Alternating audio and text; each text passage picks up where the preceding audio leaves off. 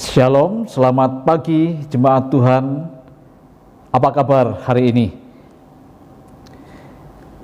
Saudara-saudara, Bapak Ibu yang dikasihi Tuhan, kita akan bersama-sama mendengarkan firman Tuhan pada saat ini. Namun sebelumnya saya ingin mengajak saudara untuk membuka Alkitab di dalam Kejadian pasal yang ke-22 ayat 1 dan 2. Kejadian 22 ayat 1 sampai 2. Demikian firman Tuhan. Setelah semuanya itu, Allah mencoba Abraham. Ia berfirman kepadanya, "Abraham." Lalu sautnya, "Ya Tuhan." Firman-Nya, "Ambillah anakmu yang tunggal itu, yang engkau kasih, yakni Ishak. Pergilah ke tanah Moria dan persembahkanlah dia di sana sebagai korban bakaran pada salah satu gunung yang akan kukatakan kepadamu." Dan satu bagian lagi di dalam surat Ibrani pasal yang ke-11 ayat yang ke-8. Demikian firman Tuhan. Karena iman Abraham taat ketika ia dipanggil untuk berangkat ke negeri yang akan diterimanya menjadi milik pusakanya. Lalu ia berangkat dengan tidak mengetahui tempat yang ia tujui. Mari kita rendahkan diri di hadapan Tuhan, kita berdoa. Bapa yang Maha Kasih, saat ini kami bersama-sama akan kembali mendengarkan akan sabda firman Tuhan. Kami membutuhkan akan pertolongan daripada Allah Roh Kudus. Kami membutuhkan akan campur tangan Tuhan, agar berita firman yang akan kami dengar sungguh-sungguh dapat kami mengerti. Singkapkanlah rahasia firman-Mu dan kuduskanlah hamba-Mu agar boleh layak untuk menyampaikan kebenaran firman ini. Tuhan, sekali lagi kami serahkan jemaat-Mu maupun juga hamba sendiri, agar setiap kami boleh membuka hati, sedia diajar oleh firman Tuhan, dan kami sadar kami semua membutuhkan akan firman yang hidup itu. Bekerjalah di tengah-tengah kami siap untuk diajar oleh firman Allah. Terima kasih Bapa, dalam nama Tuhan Yesus kami berdoa. Amin. Saudara-saudara, kehilangan adalah suatu kata yang begitu akrab dalam kehidupan kita. Dan tentu banyak orang yang tidak ingin dan tidak siap mengalami kehilangan. Nah, di dalam realitas kehidupan ini, bisa saja saudara kita kehilangan orang-orang yang begitu dekat dengan kita. Misalkan pasangan hidup, anak-anak, orang tua, saudara, ataupun mungkin itu sahabat. Saudara, kehilangan itu bisa terjadi melalui kematian, bisa juga kita itu kehilangan lewat suatu perceraian atau tragedi-tragedi dalam kehidupan yang begitu mengerikan.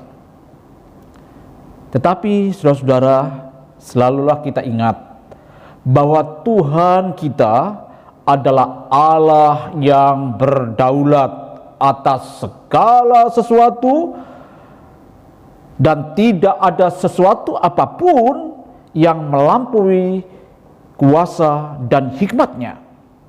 Saudara, penderitaan, sakit penyakit, tragedi kehidupan yang memilukan bisa saja karena akibat dari ulah kita yang berdosa.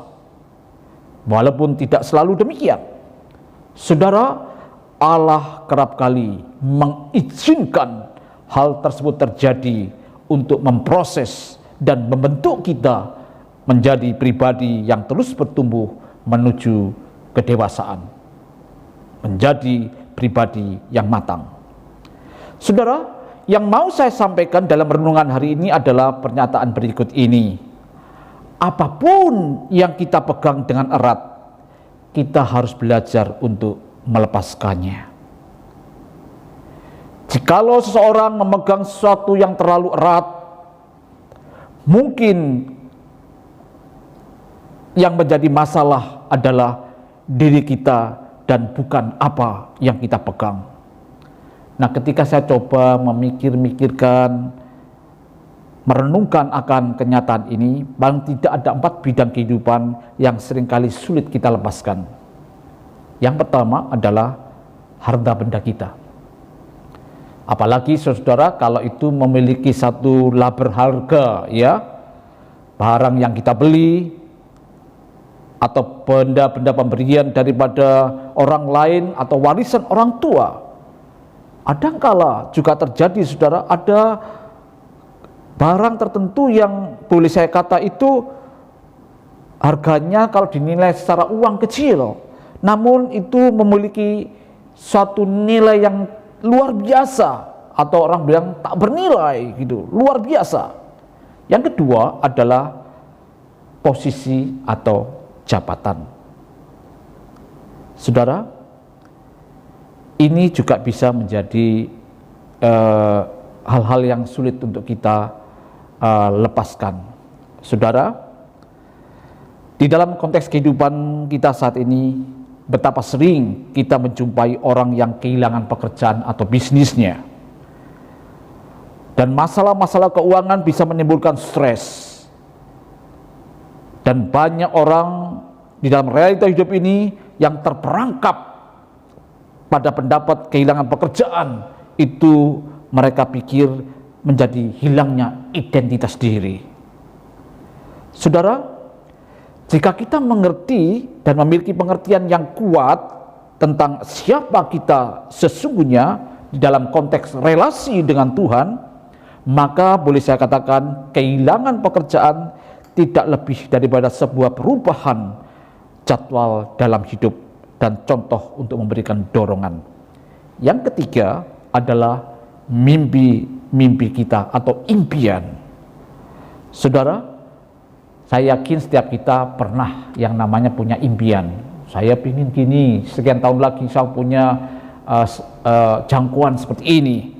Tetapi coba apa yang terjadi, saudara, kalau keinginan itu tidak terwujud, padahal itu sudah kita siapkan bertahun-tahun sebelumnya, kita rancang begitu rupa, namun rupanya tanpa hasil. Kita menjadi terhuyung-huyung, kita menjadi kosong, kehilangan harapan dan arah atau tujuan hidup. Dan yang terakhir adalah hubungan kita, relasi kita dengan orang lain itu juga bisa hilang, ya. Yang dulunya begitu mesra bisa menjadi layu, kemitraan yang kelihatan kuat menjadi rentan, sahabat yang begitu dekat dipanggil Tuhan meninggal begitu, atau teman yang begitu dekat pindah keluar kota. Nah, saudara, kalau kita itu begitu terlalu erat memegang, maka itu akan bisa membuat kita tidak siap menghadapi perubahan.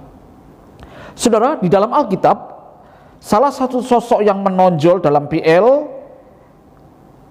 yang telah belajar jangan memegang terlalu erat adalah Abraham. Bapaknya orang Israel ini adalah tokoh yang tidak boleh kita lupakan. Kisah yang dicatat di dalam Kejadian 22 itu bukan bercerita tentang kehilangan harta benda, bukan, saudara, atau sesuatu yang dapat dibeli, atau kehilangan pekerjaan, atau hancurnya sebuah impian dan segala keinginan yang telah lama kita nantikan. Tetapi ini adalah suatu kisah tentang kehilangan seseorang, matinya hubungan ayah yang begitu intim dengan anaknya.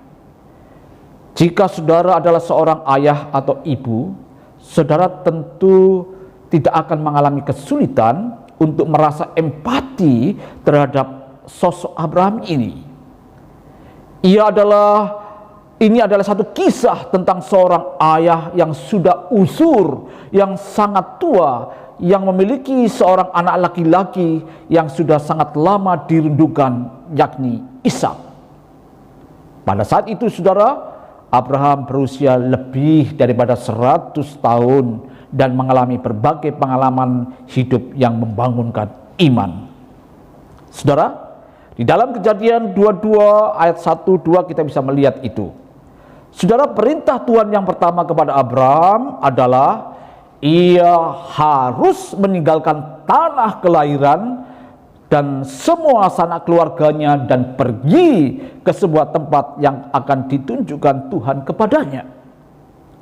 Nah, sampai pada Kejadian 22 ini Abraham telah menghadapi dan melewati setiap ujian dan kemenangan. Namun Abraham dan istrinya saudara tetap belum memiliki keturunan.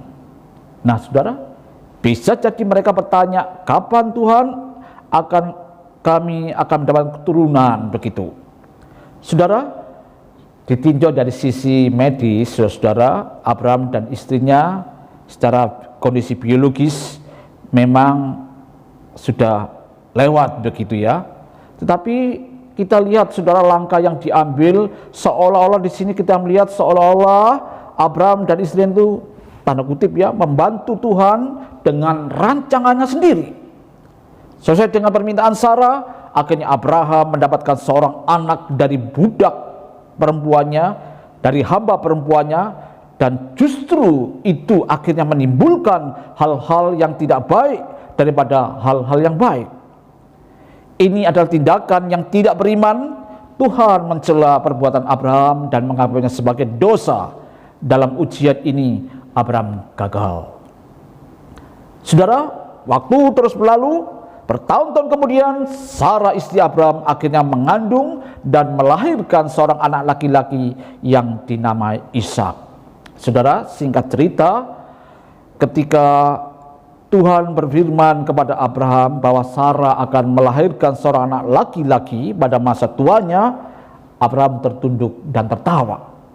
Demikian juga Tuhan, ketika Tuhan berfirman bahwa Sarah akan melahirkan pada usia 90 tahun, Sarah pun tidak bisa menahan tawa. Saudara, bayangkan kisah ini sepertinya adalah gabungan daripada ketidakpercayaan tetapi juga sekaligus kegembiraan.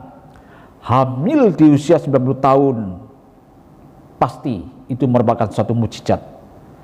Tuhan tidak sedang tertawa atau bercanda ketika ia berkata, adakah sesuatu apapun yang mustahil untuk Tuhan? Saudara, bagi Abraham, Ishak itu menjadi simbol dari segala sesuatu yang telah Tuhan janjikan kepadanya di dalam perjanjian.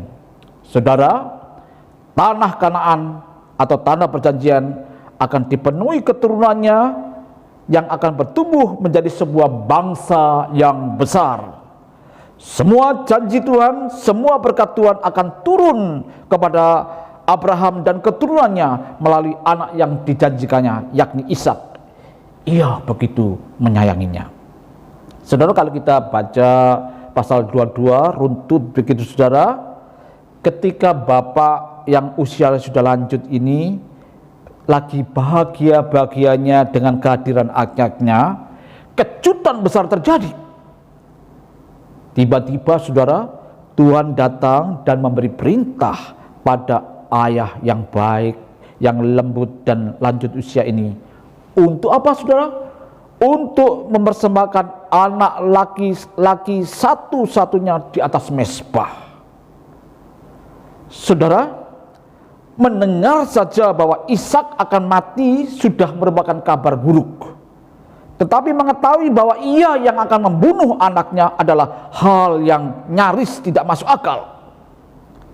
Bisa saja saudara timbul satu pertanyaan, Tuhan mengapa? Mengapa Tuhan yang baik dan penuh kasih meminta hambanya taat dan setia ini melakukan hal itu? Jawabannya terletak di dalam Kejadian 12 ayat yang ke-1. Dikatakan, setelah semuanya itu Allah mencoba Abraham. Saudara, kata mencoba di sini dalam bahasa Ibrani-nya itu berarti membuktikan kualitas sesuatu, biasanya dengan sebuah ujian atau tes. Maksudnya Tuhan ingin membuktikan keabsahan, kesejatian iman daripada Abraham. Saudara, Tuhan kita adalah Allah yang Maha Tahu. Ia mengetahui segala sesuatu, termasuk masa yang akan datang. Ia mengenal hati Abraham lebih daripada Abraham mengenal dirinya sendiri. Lalu, apa tujuan daripada ujian ini? Ini bukanlah untuk memuaskan rasa ingin tahu Tuhan, juga ini bukan semacam eksperimen, tetapi pertanyaan penting adalah, apakah Abraham mengasihi pemberian Tuhan atau dia mengasihi Tuhan itu sendiri? Nah saudara, kalau misal ujian Abraham itu ditempatkan dalam konteks kehidupan kita sekarang ini, di abad ke-21 ini, maka ada satu pertanyaan bagi orang tua. Apakah saya lebih mengasihi anugerah Tuhan di tempat dalam di anugerah Tuhan yang telah diberikan Tuhan kepada saya, daripada saya mengasihi Tuhan sang pemberi anugerah? Yang kedua, adakah saya lebih mengagungkan hubunganku dengan Tuhan lebih daripada Tuhan itu sendiri? Saudara, dalam bagian firman Tuhan yang kita baca ini, kita bisa belajar, yaitu apa? Pertanyaan penting ini. Orang tua harus bertanya, apakah aku lebih mengasihi anakku daripada Tuhanku? Untuk menjawab pertanyaan ini, saudara, kita harus telusuri jejak pengorbanan saudara. Cobalah hitung hasilnya. Bersikap jujurlah sekarang, walau itu mungkin menyakitkan. Kepada siapa saudara lebih banyak atau lebih sering berkorban? Saudara, di dalam perintah Tuhan kepada Abraham terdapat kata korban bakaran. Itu berarti korban bakaran yang utuh. Nah, kalau mengacu dari bahasa Ibrani, olah itu menunjukkan kepada meletakkan hewan yang utuh di atas mezbah. Ya, kakinya, ekornya, kepalanya, telinga, tanduknya, badannya, yang jelas semuanya. Dalam bentuk pengorbanan yang lain itu bisa melibatkan para penyembah harus memakan bagian dari korban persembahan. Tetapi dalam konteks ini, korban persembahan olah ini harus seluruhnya dibakar habis oleh api di hadapan Tuhan. Ini jelas saudara-saudara merupakan suatu bentuk korban yang utuh. Itulah kata yang dipakai oleh Tuhan. Sesungguhnya ia ingin berkata, aku ingin seluruh tubuh anak muda ini ditempatkan di atas mezbah, dan lepaskanlah ia kembali kepadaku.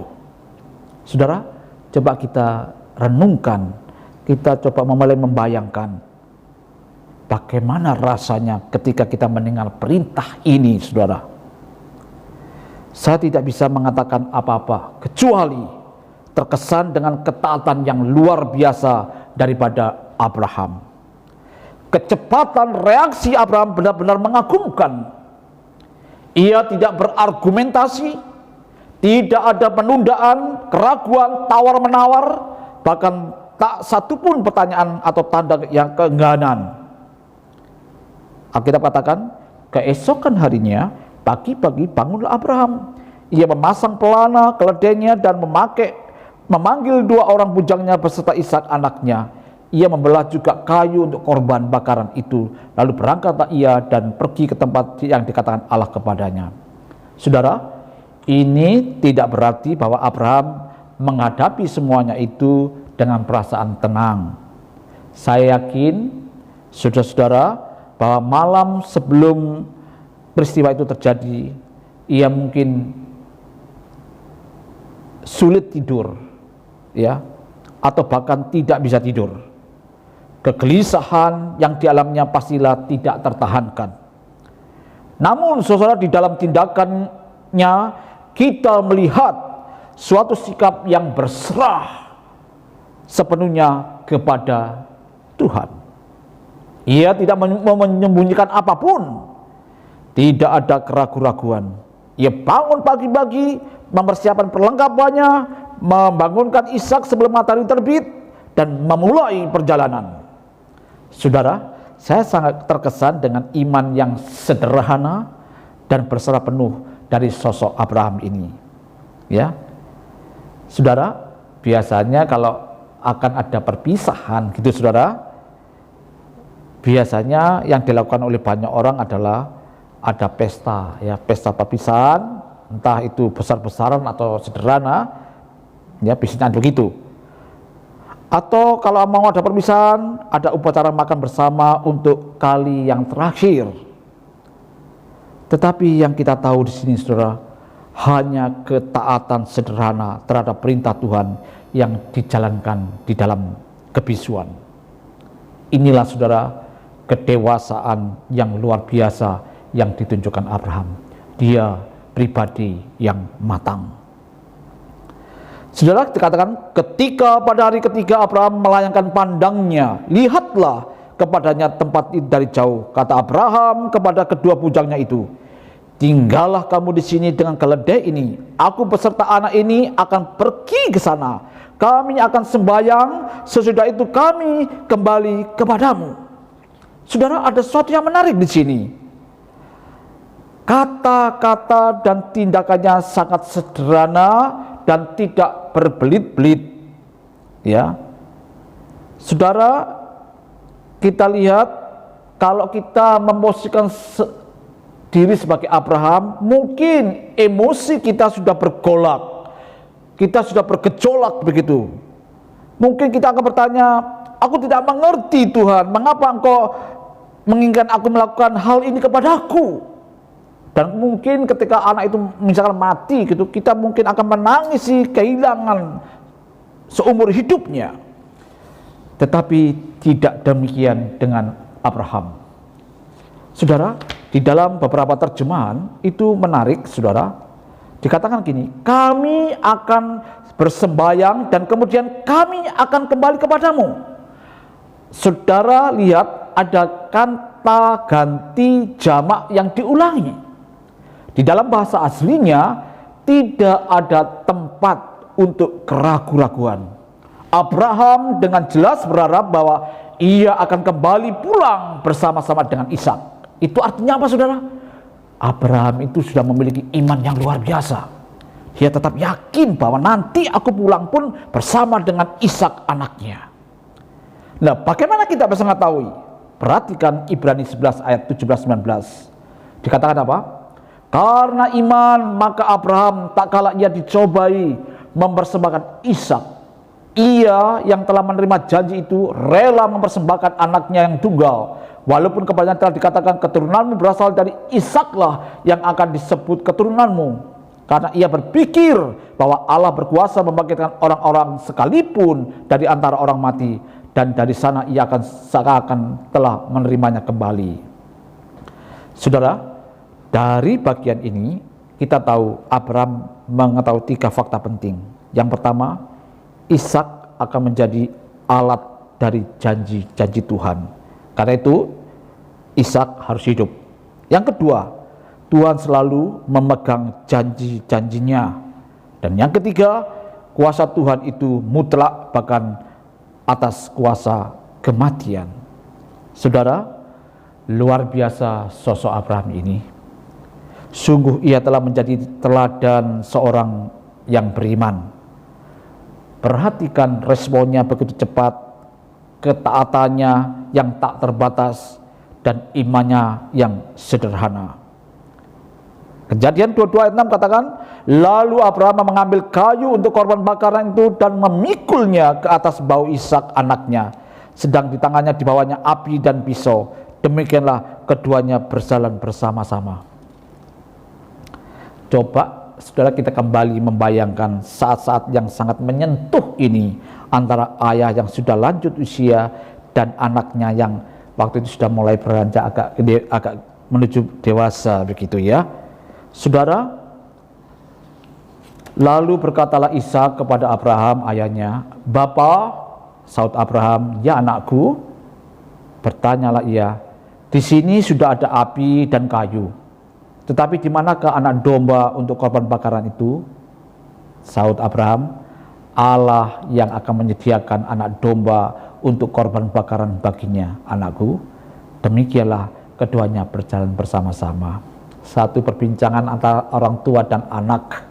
Ya, jelas sekali di sini Abraham tidak memberitahu Ishak segala sesuatu yang diketahuinya tentang apa yang akan terjadi di atas gunung.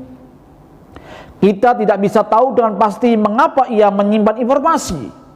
Mungkin ia tidak mau anaknya merasa ketakutan, kita juga tidak tahu. Tetapi saya percaya bahwa apabila Tuhan melakukan karya transformasi atau pembaruan di dalam hidup Anda yang melibatkan suatu ujian, ia tidak sedang menguji orang lain. Ia sedang menguji diri saudara. Karena pengalaman ini dirancang untuk saudara, maka tidak perlu atau bahkan tidak pantas untuk saudara menceritakan seluruh isi cerita kepada orang lain. Dan akhirnya saudara, dalam perjalanan itu Ishak mengajukan pertanyaan yang wajar. Ketika mereka sudah memiliki pisau, kayu, dan api untuk korban bakaran, pertanyaannya saudara sangat menyentuh. Di manakah korbannya? Saudara, sebagai bapak, saya yakin ada gejolak yang begitu berat dalam hati daripada Bapak Abraham. Tetapi saudara, sebagai seorang yang beriman, jawaban Abraham itu luar biasa. Dia bilang apa saudara? Tuhan yang akan menyediakan. Saudara, Tuhan yang akan menyediakan. Semuanya terserah padanya. Kita sedang melakukan kehendaknya. Biarkan dia mengerjakan hal-hal detail yang tidak disingkapkannya kepada kita. Tanggung jawab kita adalah mempercayainya. Ini adalah resiko yang akan kita pikul bersama-sama. Saudara, seorang yang beriman sejati pasti dia berani mengambil resiko. Pasti melibatkan resiko. Saudara, iman Abraham adalah iman yang telah dewasa dan dia berani melepaskan semua kekhawatirannya dan mempertaruhkan semuanya untuk taat kepada perintah Tuhan. Ini adalah satu pelajaran teologi yang sempurna bagi anaknya. Saudara, kita membaca akhirnya mereka tiba di tempat yang telah ditentukan oleh Tuhan. Abraham kemudian mendirikan mezbah di sana dan mengatur kayu bakarnya. Tetapi mari kita lihat saudara, pada waktu proses itu akan mulai saudara, apakah Ishak lari? Tidak. Atau melawan, atau memohon, atau mengeluh, atau malah bergulat dengan ayahnya ketika ia diikat untuk diletakkan di atas mezbah. Perhatikan saudara, iman dan keberanian Ishak yang luar biasa. Sampailah mereka ke tempat yang dikatakan Allah kepadanya, lalu Abraham mendirikan mezbah di situ, disusunnyalah kayu, diikatnya Ishak anaknya itu, dan diletakkannya di mezbah itu di atas kayu api. Ishak tidak meronta-ronta atau teriak-teriak atau malah ngatai-ngatai bapaknya, tidak saudara. Dia menunjukkan satu iman yang luar biasa yang ia teladani daripada bapaknya sendiri. Berbicara tentang iman yang diam dari pemuda yang luar biasa ini. Dialah yang menjadi korban, namun ia membiarkan dirinya diikat dan diletakkan di atas mezbah. Jelas sekali bahwa anak ini mempelajari teologi dari ayahnya dengan sangat baik. Seorang ayah yang melepaskan anak-anak karena ia sepenuhnya percaya kepada Tuhan. Nah, saudara, singkat cerita, akhirnya tibalah saatnya yang paling mendebarkan, saudara. Sesudah itu, kata Alkitab, ayat 10, Abraham mengulurkan tangannya lalu mengambil pisau untuk menyembelih anaknya. Mungkin kalau kita saudara-saudara itu belum sampai kita itu nyembelih, mungkin kita sudah pingsan duluan saudara ya. Ini bukan sebuah film saudara ya. Ini juga bukan drama yang mengharu-birukan. Tidak saudara, ini adalah satu peristiwa yang nyata. Ini adalah iman di padang gurun di mana taruhannya sangat tinggi, hidup atau mati. Dan sesuai dengan waktu Tuhan saudara, Tuhan turun tangan.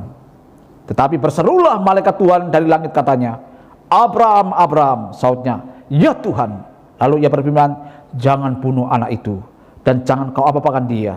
Sebab telah kutahui sekarang bahwa engkau takut akan Allah dan kau tidak segan-segan untuk menyerahkan anakmu yang tunggal kepadaku. Saudara, ketika malaikat Tuhan berkata demikian, saya yakin si anak yaitu Ishak merasa sangat lega.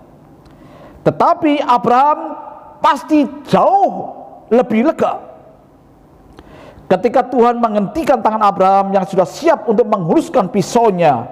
Sesungguhnya Tuhan itu ingin berkata demikian saudara, Abraham, engkau telah lulus ujian, sahabatku yang setia. Engkau telah membuktikan kepadaku siapakah yang paling utama. Anakku yang telah lanjut usia, engkau juga telah membuktikan bahwa imanmu telah mencapai kedewasaan penuh. Kesediaanmu untuk menyerahkan anak tunggalmu telah menunjukkan bahwa engkau lebih mengasihi sang pemberi daripada pemberiannya. Saudara, pertanyaan yang perlu kita renungkan, hal apakah yang saat ini sedang ada dalam genggaman yang begitu erat dalam hidup saudara? Hartakah, pekerjaankah, impian-impian saudara, atau relasi yang akrab? Saudara, mari kita itu belajar kepada sosok Abraham. Iman sejati adalah iman yang berisiko.